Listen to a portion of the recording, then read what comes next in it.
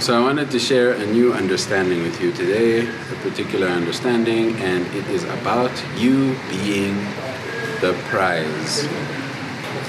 Understand that some people are still working towards having you.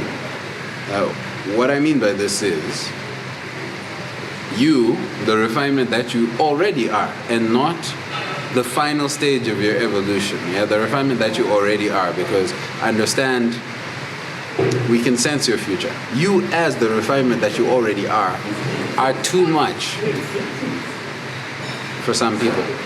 If someone says at the end of my life, I want to have a trophy wife, I want to have, someone who's my companion, who's intelligent, who's, I don't know what it would be, all the qualities of a wife: intelligent, demure, skilled in the kitchen, a great supporter, maybe even has their finances in order. If someone has that as the end game of their life, and you show up when they're 1/4 or 1/3 of the way through their life, understand that they are not ready for you.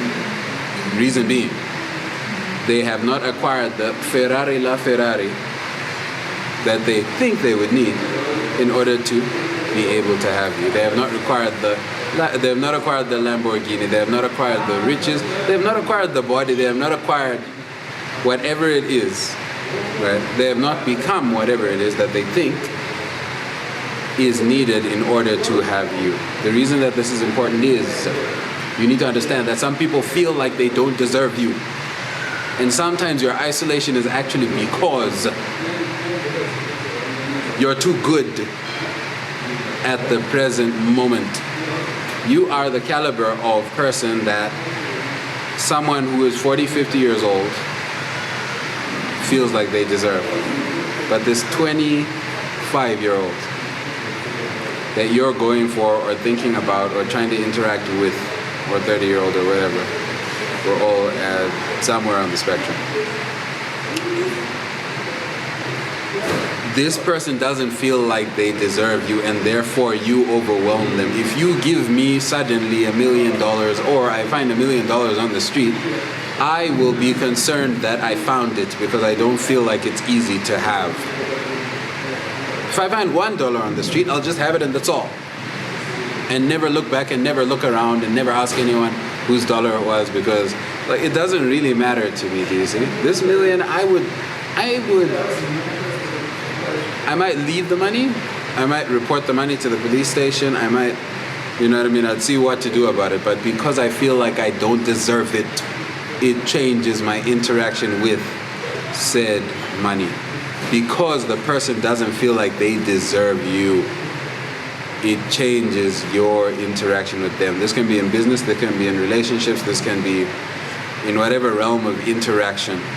But sometimes you're intimidating to people just because of how much you worked on yourself already, just because of your background already, just because of your appearance already. And this understanding is important to have precisely because you need to know that sometimes you won't be rejected by the business partner because you look too bad. You'll be rejected because you look too good. Sometimes you won't be rejected by a girl because something's wrong with you. Sometimes you'll be rejected by a girl because something is too damn right. I cannot date Prince William, she'll say to herself. Or she'll say whatever it is that she says. But you need to have the understanding, the balanced understanding, the complete and precise understanding that too good is bad and too bad is bad.